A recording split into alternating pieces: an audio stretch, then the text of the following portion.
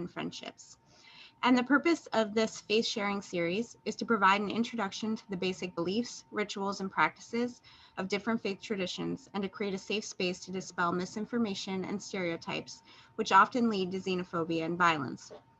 This series is offered in partnership with the Greater Kansas City Interfaith Council, whose mission is to build the most welcoming community for all people. The council is comprised of more than 22 different faiths. The board of directors and volunteers provide educational programming throughout the year in order to break down and prevent stereotypes, prejudice, and discrimination. And I'm very happy to welcome Dr. Fatima Mlemdi here with us today, who sits on the board of directors for the Interfaith Center and is an immediate past visiting assistant professor at Miami University with the Center for American and World Cultures. Dr. Mlemdi is a member of the Islamic Center of Cincinnati, where she has volunteered on the faith-based committee of Girl Scouts of Western Ohio and the committee for Kids for Peace K4 Peace Summer Camp. Dr. Mlemdi is passionate about working closely with people from all walks of life towards greater cross-cultural competency for people of diverse backgrounds. And I'm gonna go ahead and turn it over to you.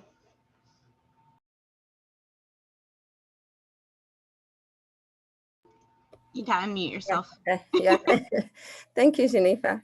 Hello, everybody, or as we say in Islam, Assalamu alaikum. It means peace be upon you.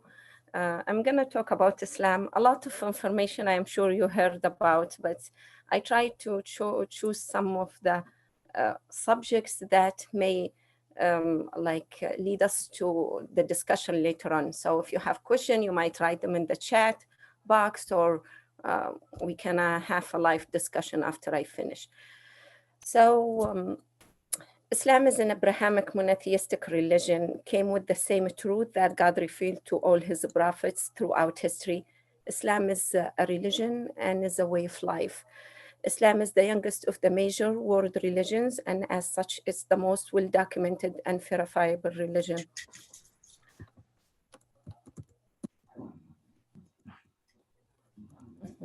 Let me move to the next slide.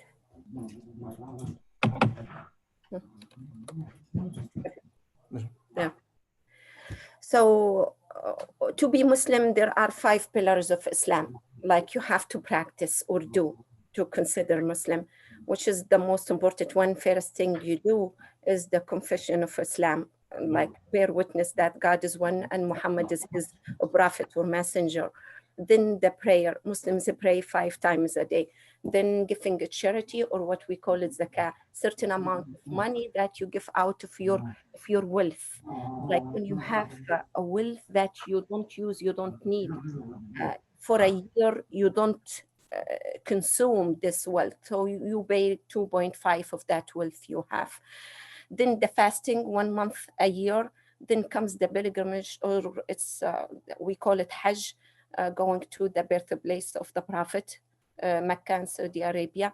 This is once a lifetime, and it has to be like a person has to meet certain qualification, be qualified for it, like be stable mentally, physically, and financially too.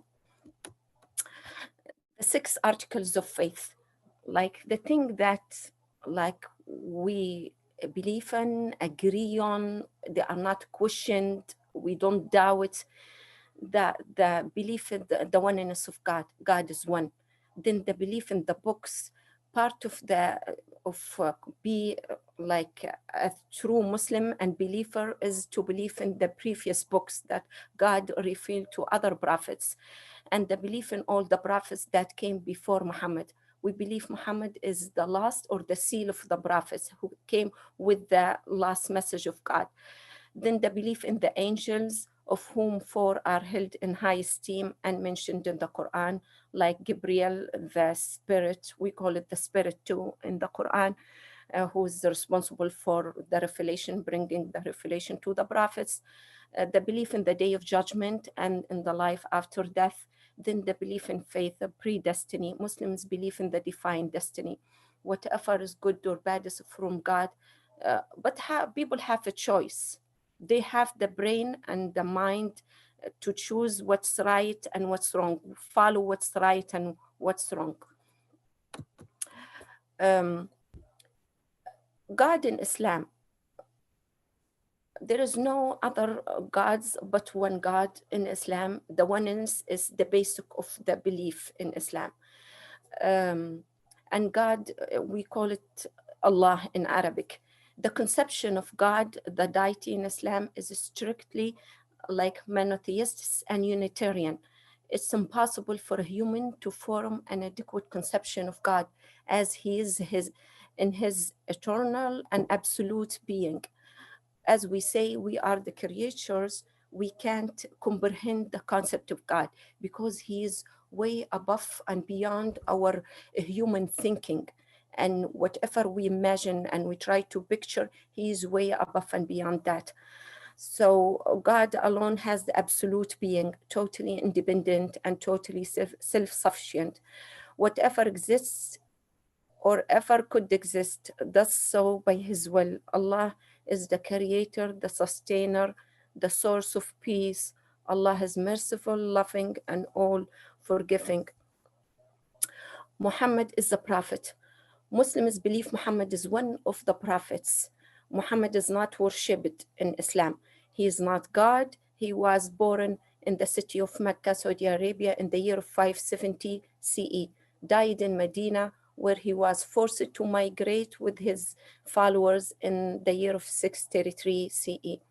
So maybe this is one of the things that not Islam or Muslims, they don't agree with other religions, or because we admire Muhammad as a prophet, as a person, has a complete and character and well-mannered, and he's a role model for us as a community of Muslims to follow, but we don't, he's not a Lord or he is not God, and we don't worship him. Quran is the sacred scripture of Islam. Muslims believe that the Quran is the actual words revealed to the Prophet by Angel Gabriel. It's as stated in the Quran in the chapter 85, verse 22, that God saved his words from any changes, the well-preserved tablet. The Quran was revealed over a period of 23 years. We still have the same, comparing to other, I read other books, and comparing to other books, Quran is not that long, not big. The text, this is the same Quran was revealed, words were revealed to the Prophet by Angel Gabriel. The Quran has 114 chapters. Each chapter has number of verses. The Quran is very organized in an easy way for people to memorize and recite, because the way traditionally, the way the Quran was kept was memorization. People back then did not write it right away. The Prophet used it to just take it from the Gabriel, and he comes to his companion and he recite the verses. And God give them the will and the power and the ability to memorize the verses, and then and was kept by memorization. And this is the traditional way of keeping the Quran. And even now it's like kept and in books, but still the same tradition is followed until now. People memorize the Quran even if they don't speak Arabic. Branches of Islam. Separate branches emerged about who should lead the Muslims or the state after the Prophet's death. The two main branches, the Sunni, as I think very common, people know that 90% of Muslims population who believe the most qualified should be elected to lead. Then comes the Shia, which is 10% of Muslims who believe the leadership should stay in the Prophet's family. You see the Shia comparing to the Sunni, just a small percentage, but they are very highly visible group of people because the solidarity among the group, and they have a voice. And yeah, but the main thing, the differences, there is no differences in the way we practice religion. The differences or the belief, like we pray, do Ramadan, go to Hajj, do the Sawm, or fasting Ramadan, or giving the charity is the same thing. just like how to govern the state and how who leads the country. Or this is the differences, the main differences between Shia and Sunni. The Islamic calendar. Islamic calendar is a lunar calendar, also called the Hijra calendar, celebrating the migration of Muhammad, peace be upon him, and his followers from Mecca to Medina. It began in the year of 622 AD. The Islamic calendar indicates the proper days of Islamic holidays and celebration, including the month of Ramadan, which occurs during the ninth month of the calendar. This is why we Muslims, like we live by the solar calendar, by the other calendar, like we work and get our vacations and everything. But when it comes to the Islamic holidays or the month of Ramadan, or we follow the Hijri calendar. Usually the Hijri calendar, it's shorter than the solar calendar or Gregorian calendar by 9 to 10 days, because there is no never 31 days, the month either 30 days or 29 days. It's based on sighting the moon. It used to be the sighting the moon by a regular eye. People go out and see the moon, the crescent, first crescent, and when they started the new month. But now with the technology, they are able to see, like determine the month, starting of the month and the end, and a year ahead. So much easier. About the central authority in Islam, there is no central authority in Islam. With 1.2 or 3 billion Muslims in the world, there is no hierarchy or clergy in Islam. No one has the right or authority to speak on behalf of Muslims or on behalf of the religion. Each individual has a direct relation with the God without intermediary. There are scholars in Islam who are experts in different aspects of religion.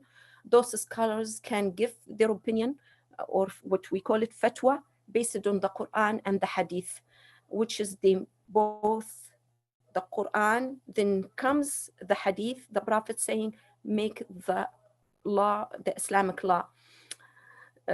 So speaking about, like, just a lot of times I get those questions, who's like Saudi Arabia is in charge of all the Muslim world, or there is nothing like that in Islam. Every individual is responsible in himself. The Imam, he leads the prayers. He has enough knowledge of the religion that he can give his opinion, but it's up to the individual to follow. There is nothing the Imam or can't, for example, forgive somebody, or tell somebody he's a sinful, or this is not, like, everybody is responsible for himself. The sources of Islamic law. The primary sources of Islamic law are the Quran and the Sunnah. The Sunnah is an Arabic word. Means the Prophet way of life, which includes his saying and actions regarding different matters. His saying became known as prophetic hadith, was narrated by people after him, his companion, like in different occasions and incidents. The Prophet will say a conclusion about what happened, or the wisdom of what happened, or a legal, or what we should do in this case. Then the people narrated after him, his companion. The hadith, or the Prophet way of life, or what he said, comes second in command after the Quran. When we go back and we want to get look at what the Quran thinks, or about any matter, we should look in the Quran first. Then comes the Prophet saying. So the Quran comprises about 500 verses that explicitly set out legal rulings that must be applied by the believers of Islam.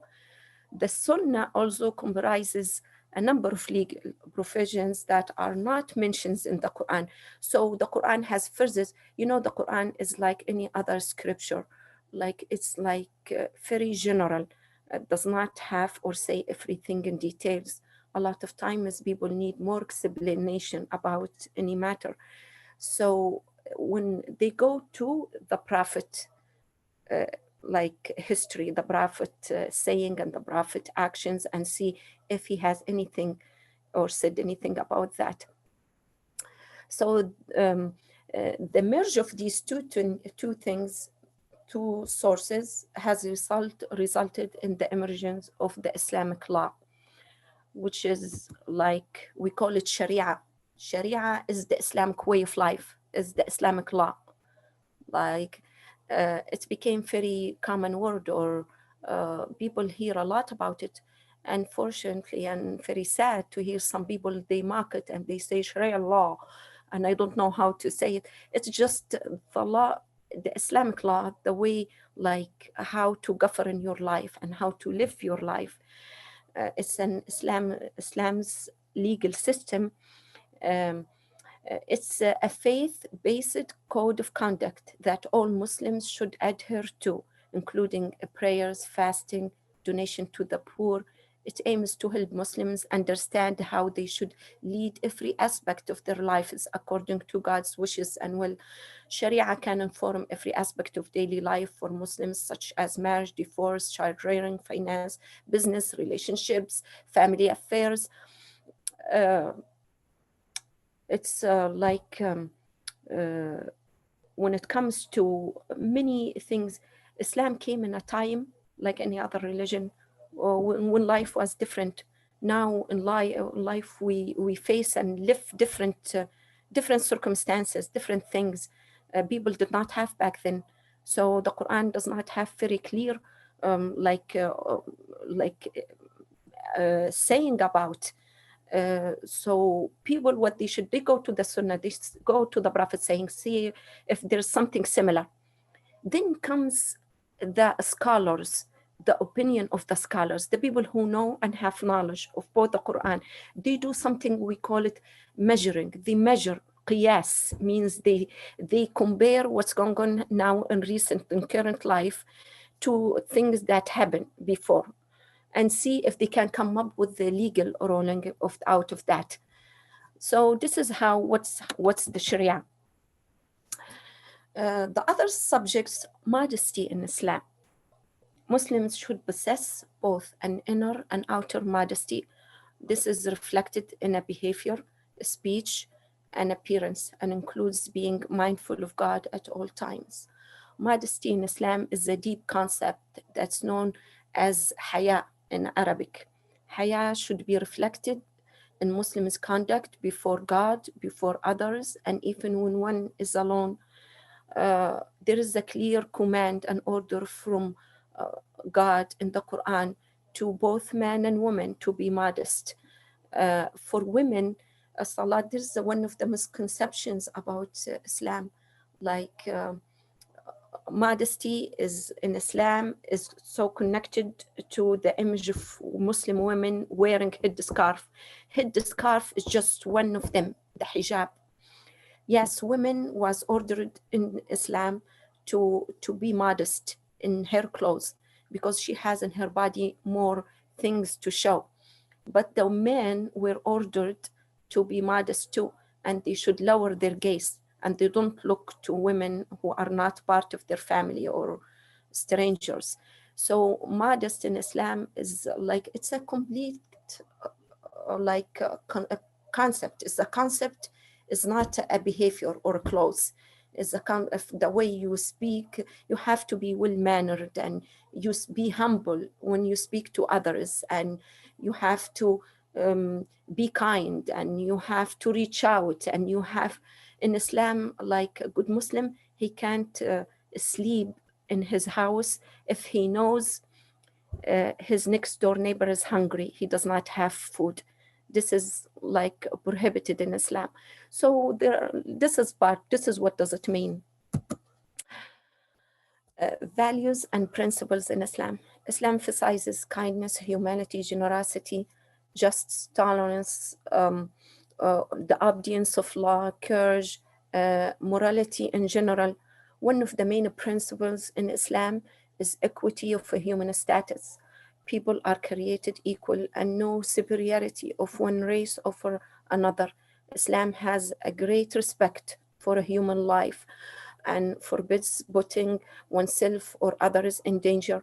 Islam prohibits harming oneself, others, and the environment. No pork, no alcohol, as it's believed that they harm your body. Speaking about equity of a human status, all people are equal. No race has any superiority above other race. When the Islam came to Muhammad, who was Arab, who spoke Arabic. Um, the people, the Arab back then, but very fast after that, like in a matter of like a few decades, Islam spread like from farther east to west and included many countries, many races, religions, and ethnicities and cultures.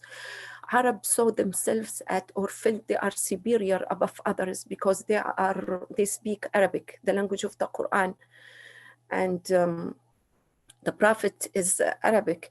So, but the Prophet was fast to end this and get their attention to the right conduct and the right behavior. He said no one has the right or has the superiority above any person except with righteous, except with his manners and the way he deals and treats others, not by his race or ethnicity. According to the Quran, as it says in the Quran, "O mankind, we created you from a single pair of male and a female and made you into nations and tribes that you may know each other, not that you may disperse each other. Fairly, the most honored of you in the sight of God is the one who is the most righteous of you." This is the main measurement or how people distinguish it in Islam. Islam and human rights. Islam respects the human rights and religious freedom. Islamic civilizations have a long history of encouraging religious tolerance and guaranteeing the rights of religious minorities. The Quran explicitly acknowledges that the diversity of religions is part of the divine plan, and no religion has a monopoly on truth or virtue.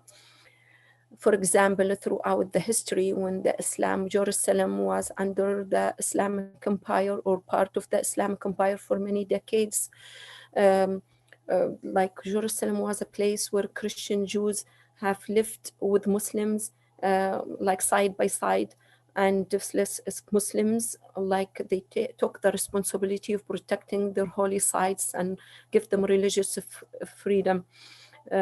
In Spain, when Spain was ruled by the Islamic empire or emperor, created a high level of civilization as a multicultural society under Islamic rule. The Ottoman Empire, the longest living empire, encouraged ethnic and religious minority to participate and contribute to society. Justice in Islam. Justice is a core value in Islam. It means giving equal rights and treatment. Justice is to others. Justice is the moral virtue and an attribute of a human personality. We sin, as the Quran said, we sent for time our messengers with the clear signs and sent down with them the book and the balance, that man may stand forth in justice. Chapter 57, verse 25. The sole purpose of sending the prophets was to establish justice in the world and end injustice. In Islam, you can't be unjust even when dealing with enemies, because we have to respect their human rights, and justice and fairness are human rights.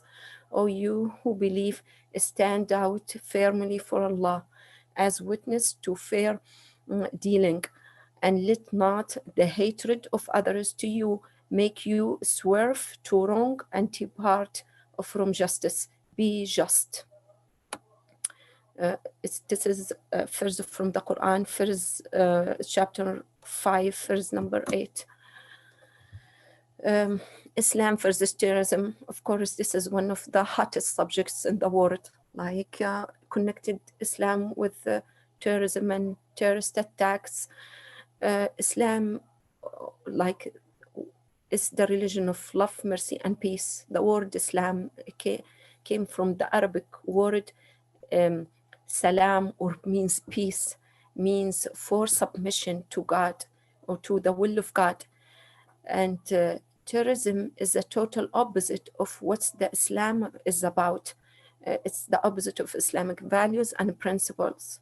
In the Quran, like how the human soul and human lives are sacred. In the Quran, it says, if anyone kill a person or slew a person or kill a person, unless it be for murder or for spreading mischief in the land, it would be as if he killed the whole people.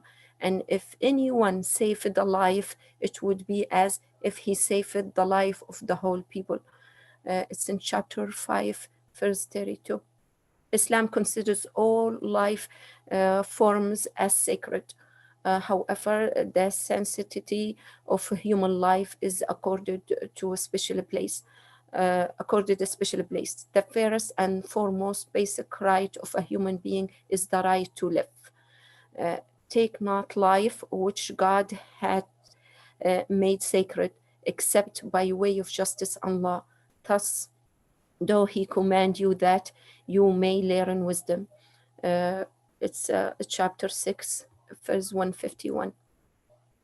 Another subject of me, like subject to discussion, and a lot of times get a lot of misunderstanding about Islam, is the women's status in Islam. 14 centuries ago, Islam made women equally accountable to men in worshipping Allah, setting no limits on her moral progress. Islam establishes the basis of equality among both genders, as stated in the chapter was called An-Nisa, or the chapter of women. O mankind, be dutiful to your Lord, who created you from a single person, Adam, and from him, Adam, he created his wife, Eve, and from them both he created many men and women. Chapter 4, ayah, or verse 1. Islam came with a revolutionary message in regard to women's rights at that time. The Quran praises women like the Virgin Mary and the wife of Pharaoh and the Queen of Sheba, who was a leader of her country. There are multiple mentions of women who are mothers, daughters, and wives as individuals who endure the same rights and responsibility. Talking about when the Islam came, the women, like in the Saudi Arabia or the old countries, medieval centuries, like in Europe, the same thing, was treated like as a second class. She wasn't allowed to inherit from her parents. She wasn't allowed to keep her name. She wasn't allowed to have custody in her kids. She wasn't allowed to initiate divorce. She wasn't allowed to have her own wealth and money. She wasn't. So the Islam ended all that. He gave her complete rights. The history of Islam tells us stories about many, many women leaders, starting from the Prophet wife. Her name is Khadija, first wife, who was a businesswoman at that time. She had a business like international business, or what they call it by this today's standards, and the Prophet used it to work for her. So, and she proposed it to him because she saw his character and how honest he was and trustworthy. So she proposed it to him. The thing, like the idea about women, just because women wear headscarf or they have to be modest, does not interfere with being a leader or being educated, or being, she has the right to have a job, and she has like to lead the family. And so it's hopefully, like after I finish my slides, I'm sure you have questions about that. We can get into more details about the status of women, because I see a lot of questions and I get a lot of questions about another question, why women pray behind men and when it comes to prayer in Islam. So this is another thing. This has nothing to do with being a second class. This is the way Muslims pray. Muslims pray by doing action and movement, and just to eliminate distraction and to keep things in peace and in perspective. Women stand behind men when it comes to the prayer, but not in life. Another word that has a lot of misconception or gets a lot of misconception in Islam is the word jihad. The word jihad in Arabic means struggle. So jihad literally, it means the act of struggle, the struggle with better yourself, with yourself. The Prophet Muhammad said that the greatest jihad is to struggle with the insidious suggestion of one's own soul. Thus, jihad primarily refers to the inner struggle of being a person of virtue and submission to God in all aspects of life. Secondarily, jihad refers to the struggle against injustice in Islam. Like many other religions, allows for armed self-defense or retribution against tyrant or against oppression. Quran never condemns the killing of innocent people. Terrorizing the civilian population can never be termed as jihad and can never be concealed with the teaching of Islam. That word was taken out of the context. First, all the words, the Quranic words, they have their original use in the Arabic language. And when it comes to the word jihad, the original use was the inner struggle, your struggle with yourself, like the way we do in the struggle to live healthy, to be a good person, to be good to your neighbor, to give to the community, to give the whole, this is what they call it, a struggle.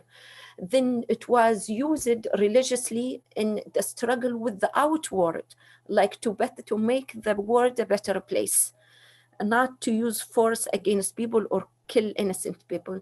Never was the idea, never was used with this meaning. So this is my last slide. And I am sure you have one of these things over the years I hear, and I discussed with many people, either in my classes or with my neighbors or in my mosque or in my next door church. So one of the most conceptions about Islam does not tolerate other religions. Jihad means to kill in the name of God. And most Muslims are Arab or Middle Eastern, and they speak Arabic, which is, by the way, Arab makes 20% of the whole Muslim population. Most of Muslims are not Arab. They speak other languages and from other ethnicities and races. But the Prophet was Arab, and and the people, Muslims, if they want to memorize Quran, the text, they have to learn Arabic. This is where maybe the misconception comes. Women have little or no rights in Islam.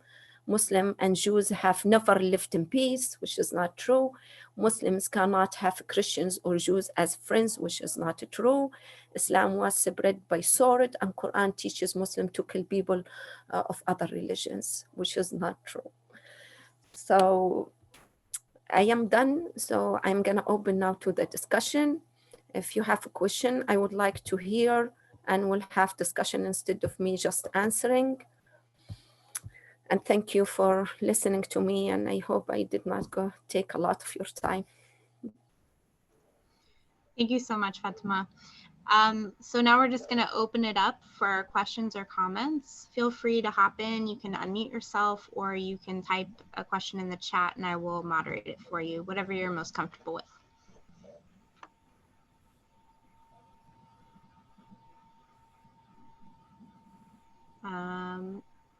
Anyone? Thank you.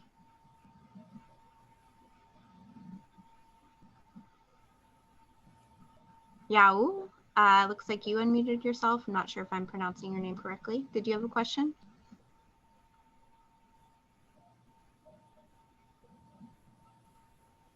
Okay, well, we do have a question in the chat. It seems to me that Muslims are widely misunderstood and often treated poorly, at least in the United States. How do you deal with that? Yeah, I think a lot, like we all say, that the media has a lot to do with that. Um, the other unfortunately, a lot of things happened in the last few years since September 11. When one of the slides was about terrorism. Islam is a religion. It's not a race or culture, or it's not one country or one. So people from different races and different cultures and different ideologies and different agendas and different backgrounds, they could be Muslims. Islam, there is no one person, there's no pope in Islam that he speaks on behalf of Muslims or order them or command them to do a thing. The group who did the September 11 were a group of people from all around. They don't belong to one country, don't belong to one race or one culture or one ethnicity. Those people, they have their own agenda. Like they are moved or they are motivated by their own personal experience, many things. They don't represent the 1.2 billions. No way.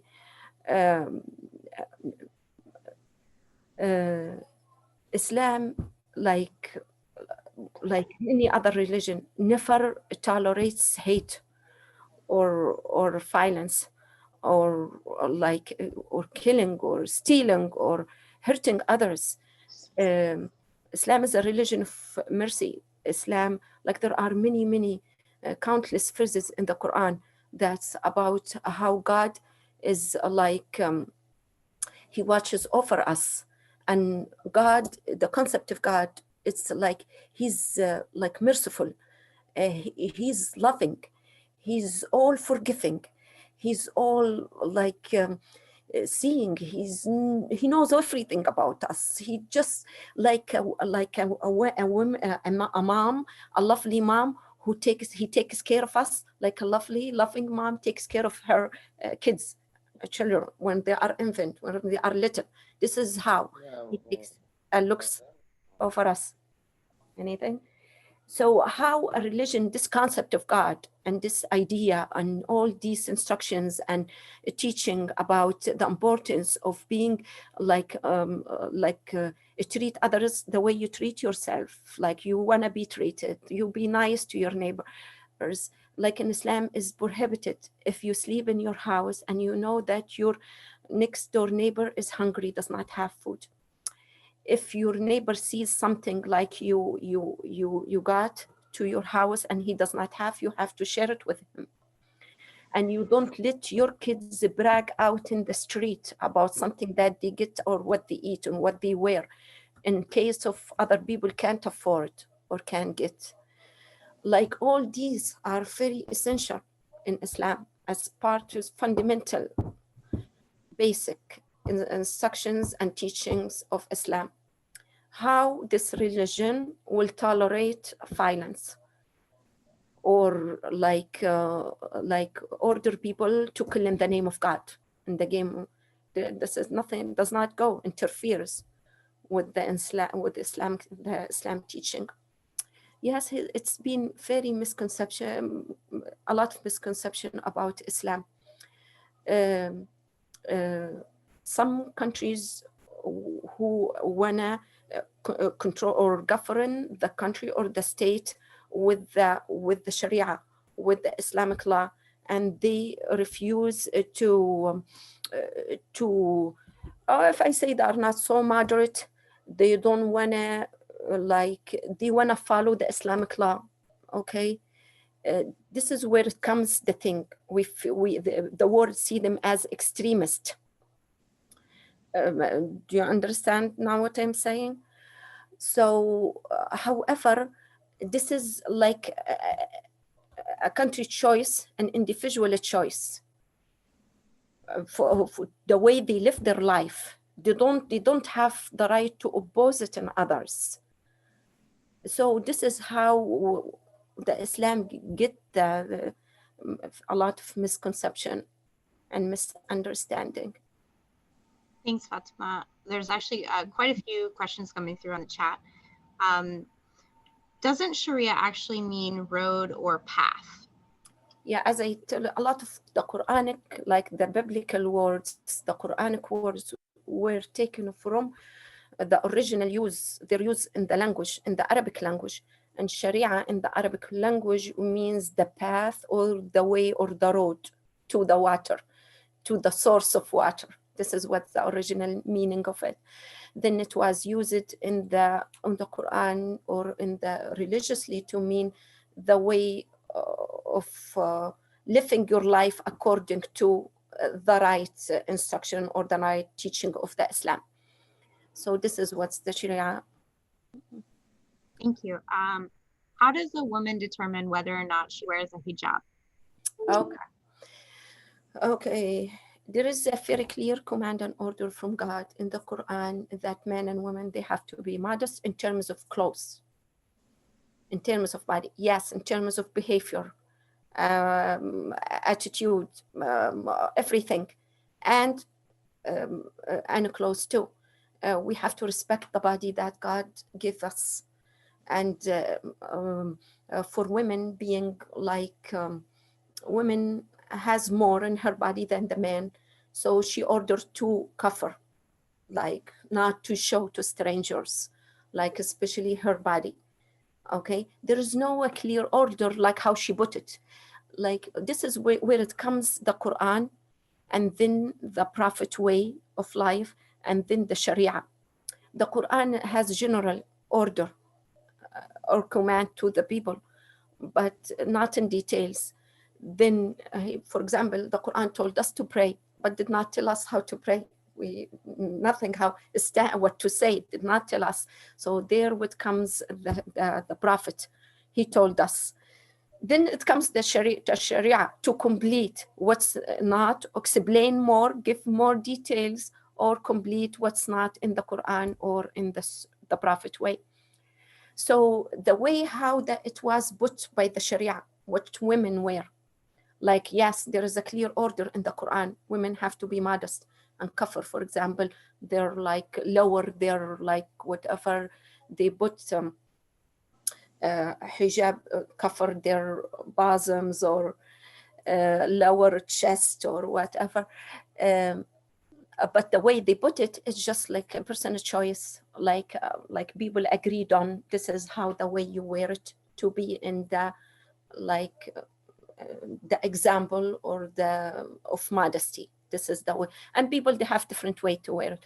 What we see in some Gulf areas or countries, when women wear niqab, they cover the whole face except their eyes. This is a culture. There is nothing in Islam that women covers her with the black thing all the way goes down, covers her eyes, nothing in Islam. This is very culture. There is something in the hadith. If women is so beautiful, incredibly beautiful her face, and when she goes to pilgrimage to Hajj, pilgrimage is this very immediate contact, like millions of people in like a small area, like I don't know how big, I've never been there, but very immediate contact, and they do and perform things at the same time.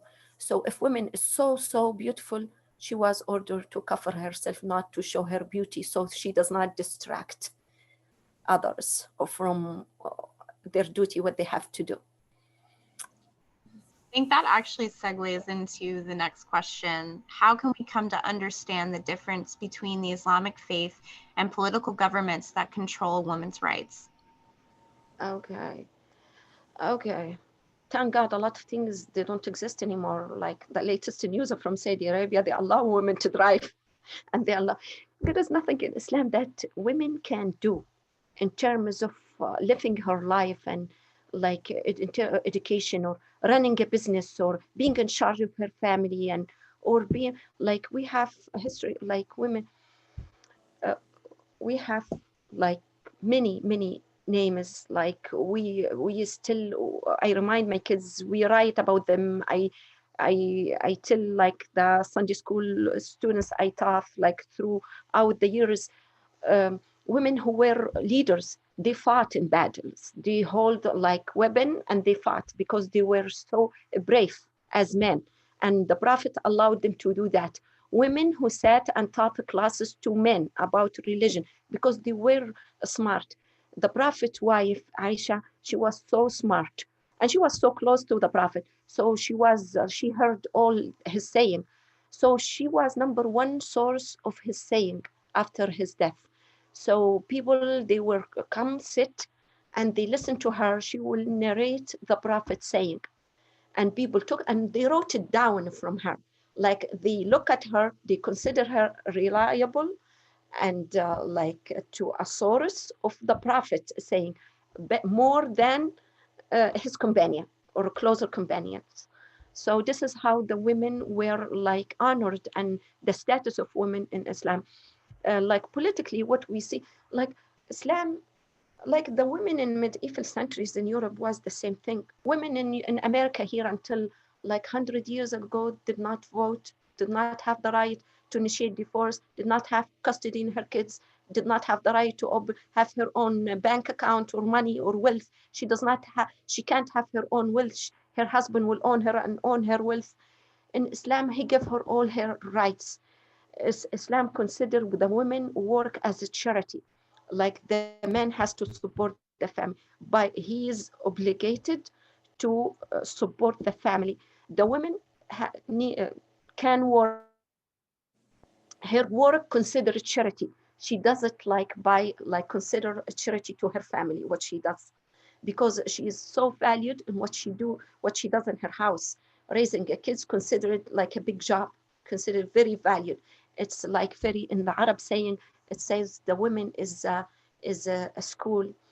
uh, if you prepare her women, the girl, if you prepare her women, you prepare a generation, you educate generation very well, because it's really, she is the responsible for the new generation, for the, she's teaching, raising like a new generation to the country, to the I went out of the politically what's in the, like in some countries, like they don't allow women to do things like driving, for example, or entering a job, or there is nothing in the Islam. There is nothing in the Islam or in the Quran or in the Prophet saying that the women can't do anything that can do. Yes, she needs to be modest. They have to be modest.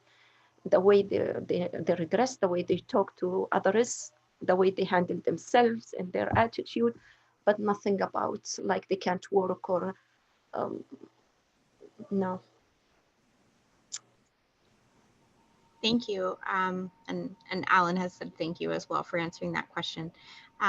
Next question. How is lending money and banking practiced in Islamic societies? Okay. This is the thing like about what comes the Quran, the Prophet way, and then the Sharia. Quran, when the Islam came, prohibited the interest. There is no interest like in Islam. They call it riba, and it's like um, uh, consider back then when it was known. The people before Islam used to do it, used to loan money. People will lend money to others and they will take a double, triple, whatever, the same way people do it now and the banks do in mortgages and other things. In Islamic, uh, now with the people, Muslims who live here, when I started here, like when I came 25 years ago, I owned a house, my husband owned a house, and we took mortgage and we paid interest. We did not know any better. And until now, we still do it. There is a way in the Sharia people, they say, you live by the law of the country you live in. You are not going to create your own law. So I do it. In Islamic countries, yes, there is still until now, they don't do loans with interest because it's everything is held by the country, by the government. So they have the money. They lend the money and the person, he gives it back with the same amount without interest. because they subsidize the loans, so which is good for them, good for the country, for the people. But this is how they do it. There is no loan money lending with interest or mortgages with interest, or any people take loans, then they give it back with the same amount without any interest, because the government subsidized that. They are capable to do that. May I add a little bit? Sure, Zafar, go ahead. Interfere. Hello all. I live in the Oxford area and part of the Muslim community. So as Fatima said, Islam prohibits interest, and I think that's why the question is being asked. So there are some financial institutions that share profits.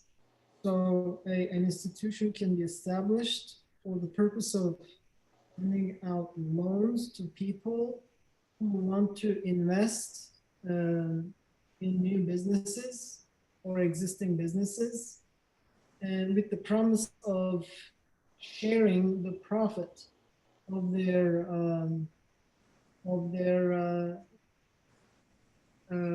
investments.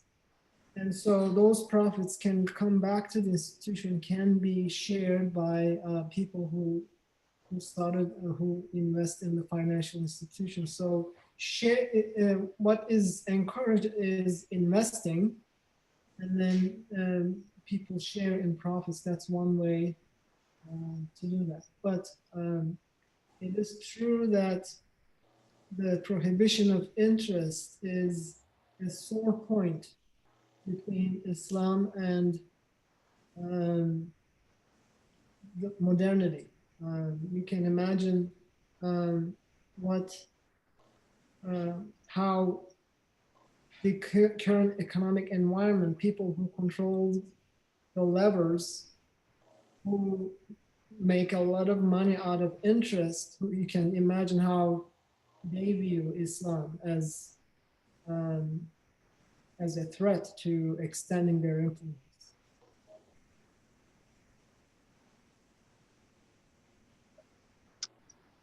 Thank you, Dr. Zafar. Good to see you.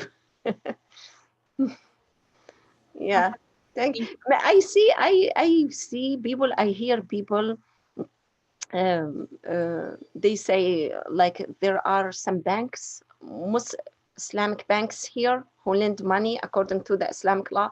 I am not familiar, I don't know, but I hear people, they try to do it. But what's going on in the Islamic countries, this is how they do it. Just like, and this is the way of life. It's since the Prophet, and people know it before. They use it to do interest before Islam, and then like how when Islam came, this is what, and it appears it works. Well, thank you both. Liz, I saw that you had unmuted yourself. Did you have a question? Just want to check really quick. No, I think I did that by accident. Okay. Okay, just making sure. So the next question in the chat, what are the verses of the sword in the Quran? The verses of the sword. Jim, did you want to clarify your question?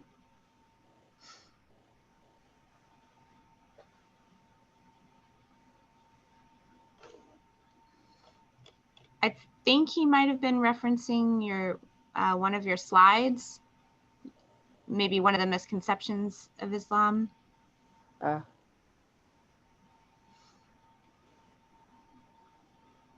Jim, did you want to unmute?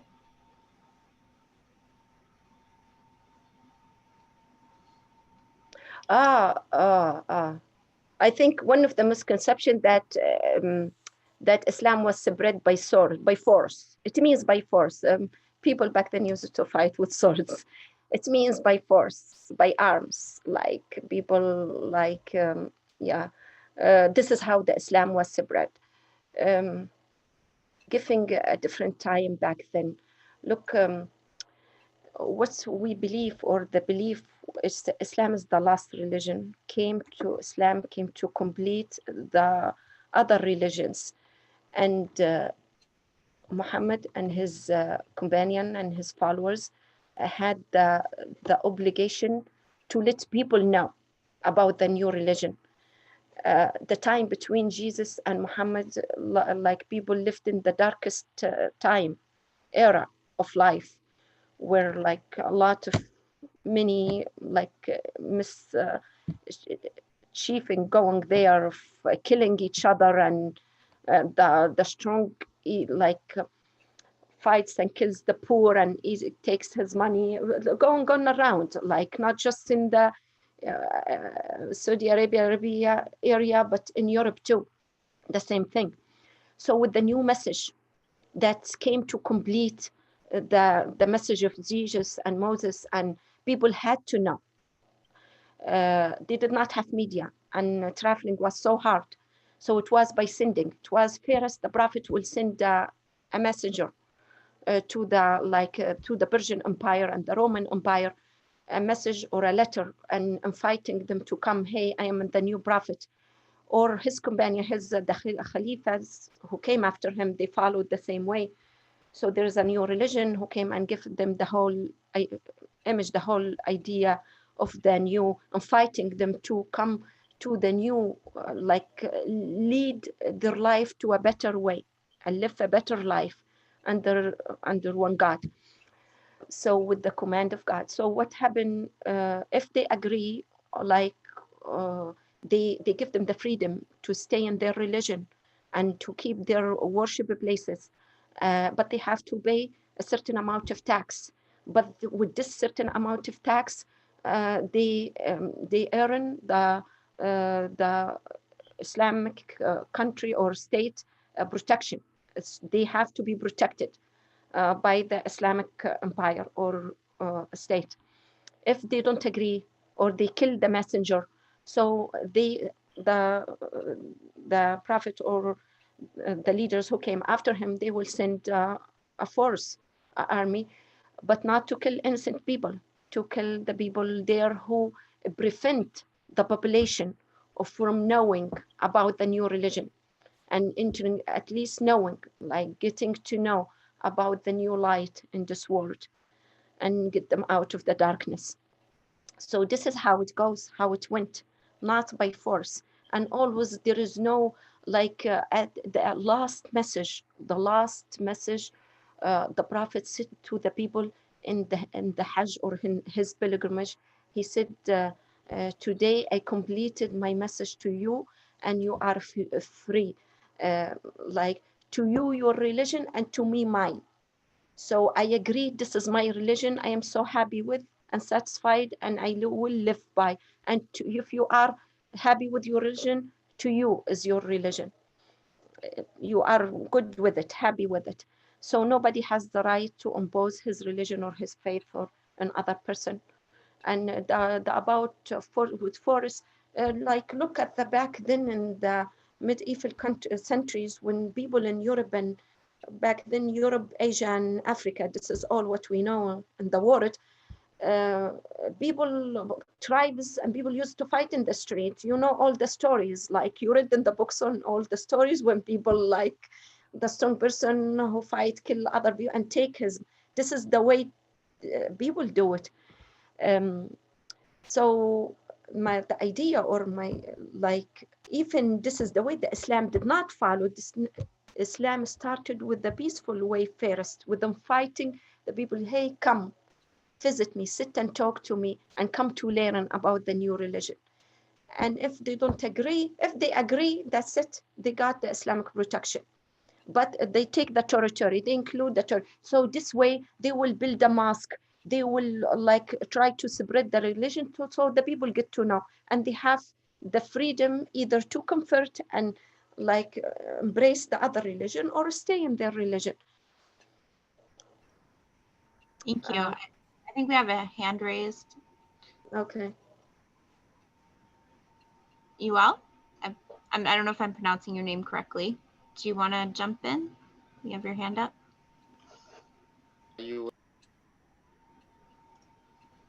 Hello. You're muted.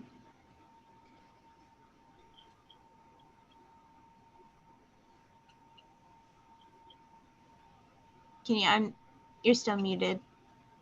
I see you talking, but.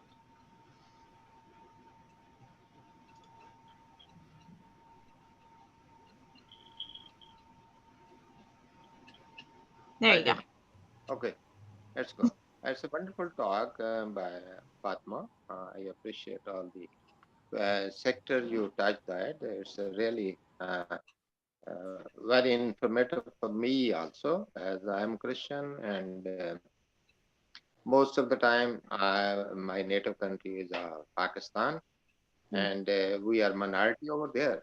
But why? What I know, because I've been working with the United Religion Initiative. It's a World Forum based in USA, and I was there. For some reason, I'm here now in Canada. So what I know that in Pakistan there was not equal rights to the woman rather than men in Islam. I don't know the reasons, although I know the reasons. But what you told that equal right and equality, and must be equality, because the women over there, they are not scared about their marriage life, and also what we have seen, there is they are not equal right to give a witness in the courts, or they don't have equal share in properties. What I know there in Pakistan. Okay. I mean, even Dr. Zafar, if you want to come talk and get, please feel free to talk to. A lot of these things are cultural. Remind me with your name. What's your name? UL? Yuan. UL. Yuan. Okay. UL. UL. Or you can say Bati. Party. Bati. Okay. Thank you for your question. I see what you mean. A lot of these things are cultural. Like women being, they don't have the rights I think in inheritance. Yes, there is yes, in Islam and the Quran, the man will take one share, like the man will take 2 shares, the women 1 share. Like the man will take equal of 2 women. For example, if a dad dies and he has 1 boy and 2 girls, the boy will take wealth as much as the two girls. So. Is this? Yeah, because the man in Islam is obligated to support the family. Support the family. It's illegal. It's his responsibility. Is the family. When he gets married, it's his responsibility to bring the house. It's not the women. To build the house, buy the house, furnish the house, support the family is the man's responsibility in Islam. The women are responsible. Do you get it? Yeah, I got it. Yes. So this is how it gets to giving the whole share for the men. The woman still inherits from her dad or her family, but she gets half of the man takes. Okay? Because her man, when she gets married and she brings her money, her man will bring the full share. And 2, another thing, the woman is not obligated supporting the family or buying the house. If she does it, it's a charity.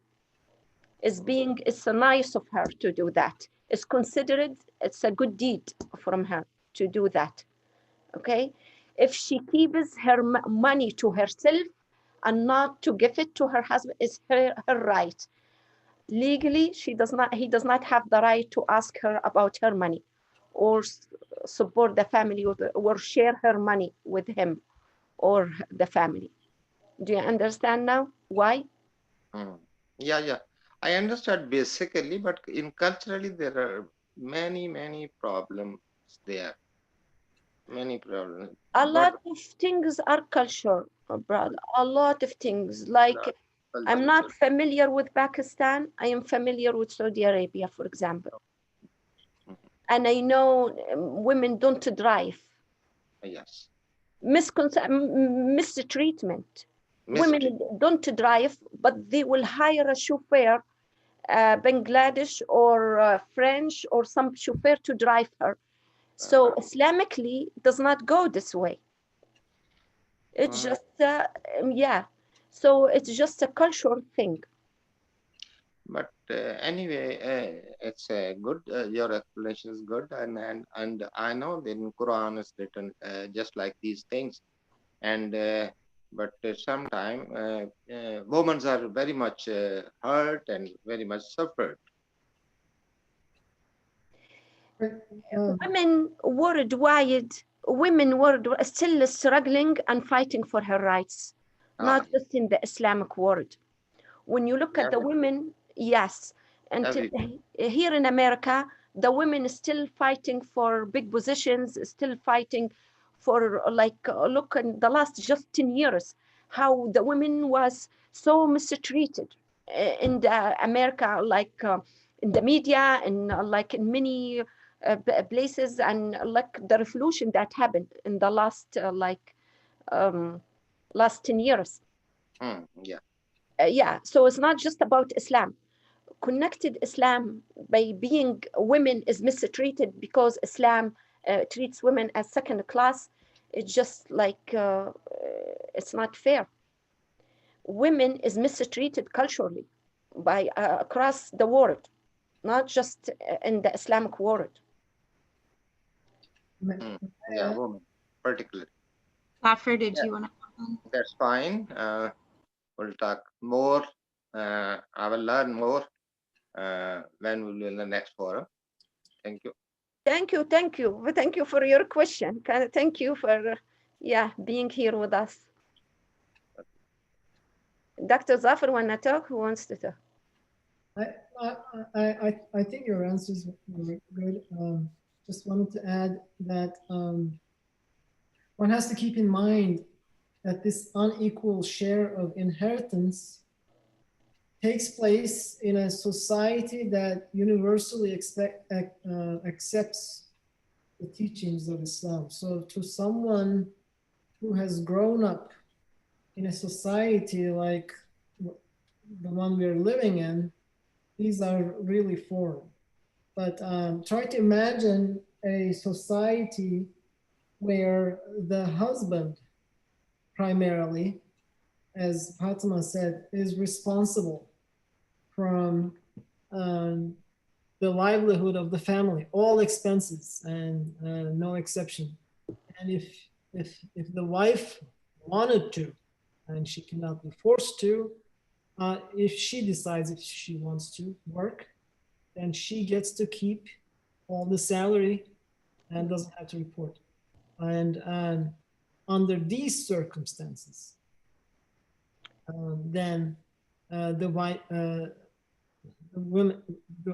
women take less from inheritance. However, if you live in a society where everybody contributes equally to the family's expenses, then of course this wouldn't work.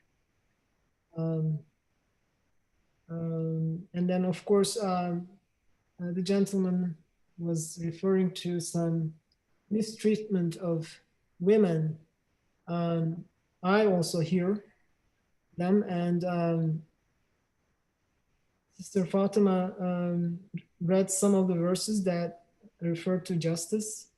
So anybody, any Muslim should stand against any injustice being done to women or anyone else. So if this is a sore point, then that should be the priority. And finally, I wanted to say that men and women in Islam, the way I understand it, are not equal, they are complementary. Women have strengths, their own strengths, and men have their own strengths, and they complement one another. And it is narrated in the tradition that when someone marries, they complete their religion, in the sense that you cannot be a complete human being until you enter the into a marriage. So that you learn from your spouse. Okay. So thank you. Thank you. Very good. Thank you, Dr. Zafar. You reminded me of the, like when the Islam came, when the women weren't allowed to own anything, weren't allowed to inherit anything from her family, to give her a same share as a man was shocking, was killing to the society back then. So I think it's a very logical process that they give her half a share of the man, what the man take, instead of nothing. However, according to the Sharia, like the dad has the right to give away 1/3, like give whatever, write down like 1/3 he's allowed to give as a gift. He might give the women, his girl, like extra money if he feels she needs, or do you understand what I mean? There is a share, fair share. There is a very fixed share, what the men take and the women take.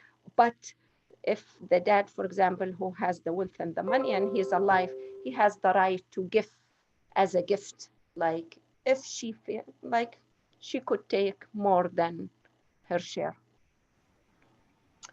Thank you both. So we're a little over the hour now. There are 2 questions left in the chat, so just want to be mindful of everyone's time. First one, are Muslims, irrespective of where they live, generally encouraged to learn and study Arabic? Yes, are very encouraged to study Arabic. The Quran was revealed in Arabic. And the way to read the Quran is to learn Arabic. What's the explanation? Like there is explanation of the Quran in many other languages around the world, but not the main text. It's explanation of the Quran, not the main text. So if for the people who want to read Arabic, like everybody like every Muslim who prays, he needs to learn how to say at least a few surah, a few chapters of the Quran in Arabic, because this is the most, Islam, in spite of its diversity, is very united religion, very unified religion. The way Muslims pray and fast and do charity and go to Hajj, and it's the same way. There is no difference. People, Muslims around the world, from east to west, like 1.3 or some people say 1.6 billion, they pray the same way. They pray facing the same direction, and they pray the same way, and they say the same thing. There is no difference. And to read the verses in the Quran, in the prayer, they have to learn Arabic. It's very pleasant and very nice to see people, what we take it for granted. For example, I speak Arabic, and I see people who do not speak, and their kids, they learn Arabic, like from Pakistan or India or Bangladesh or like China or like Bosnian and many. And I see them in my mosque here, and their kids, they make sure their kids learn Arabic side by side with English. And it's just very, very nice and and I feel bad about myself. I feel like I should keep up with the language, like I take it for granted. But yes, they should learn Arabic.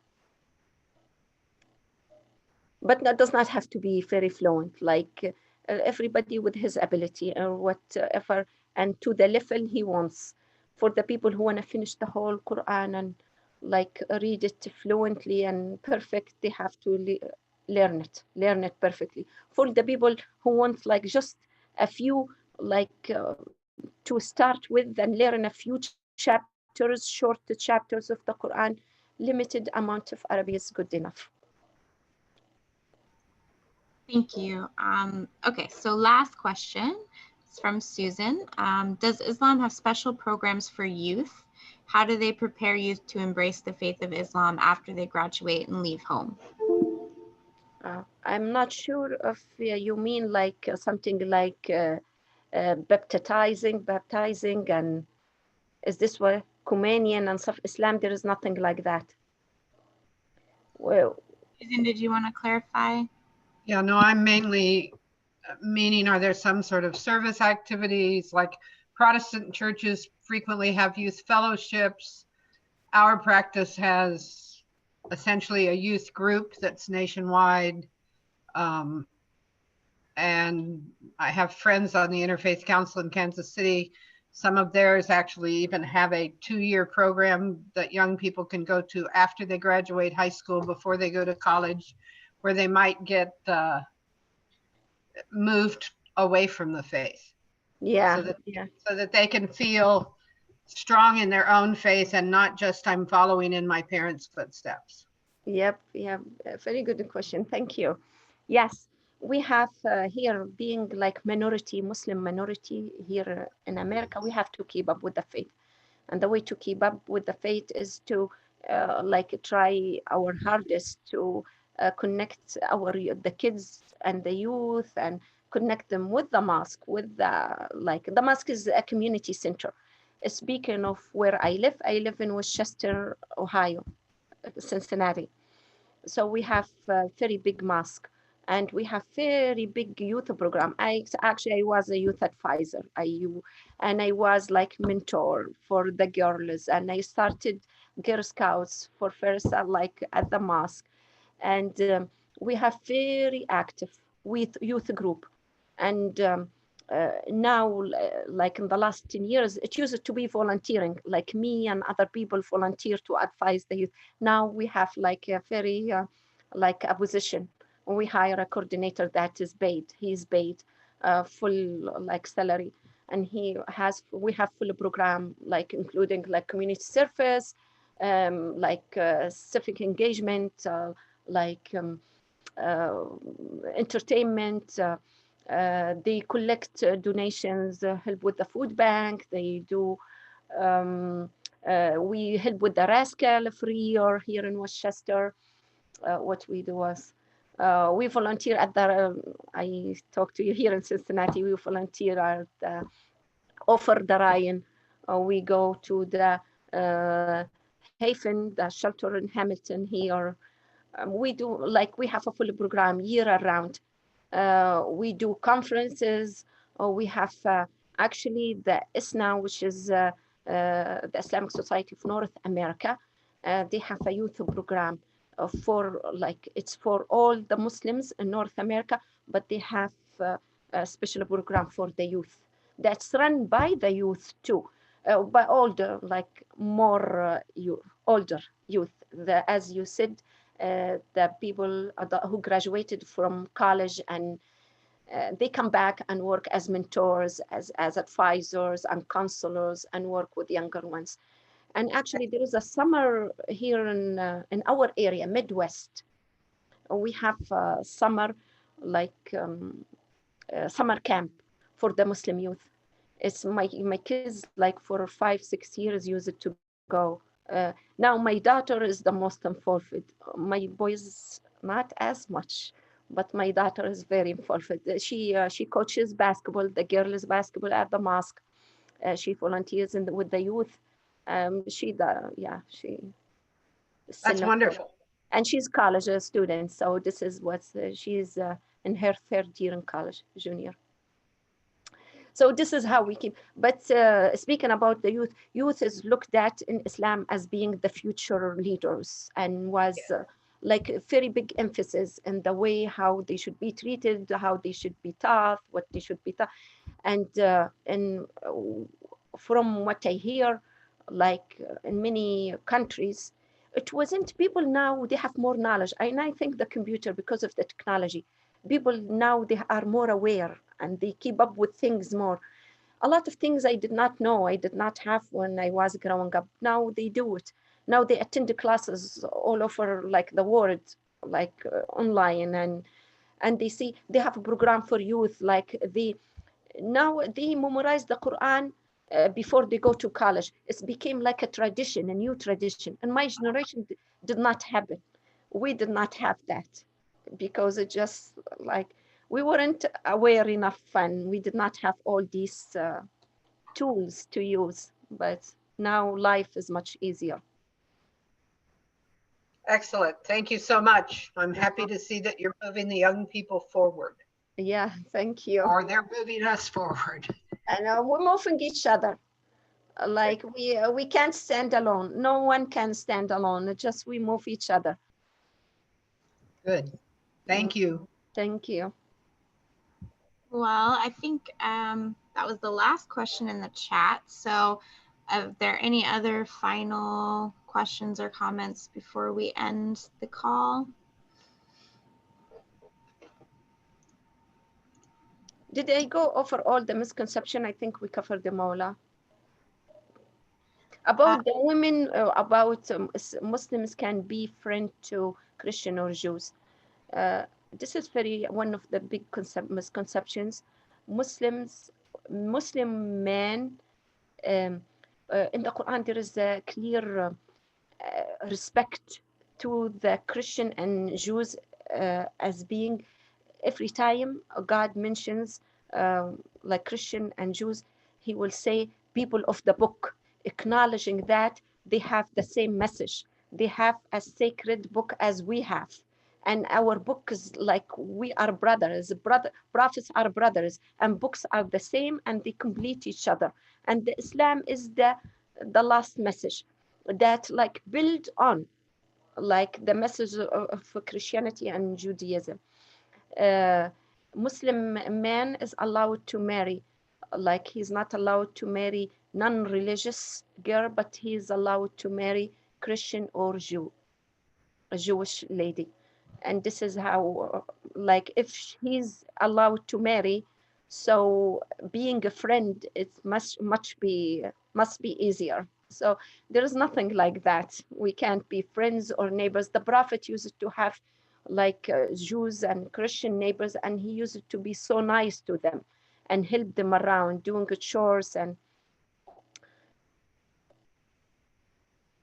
Well, I think that is a very good message to end on. And so I just want to thank all of you for taking the time to be with us this evening.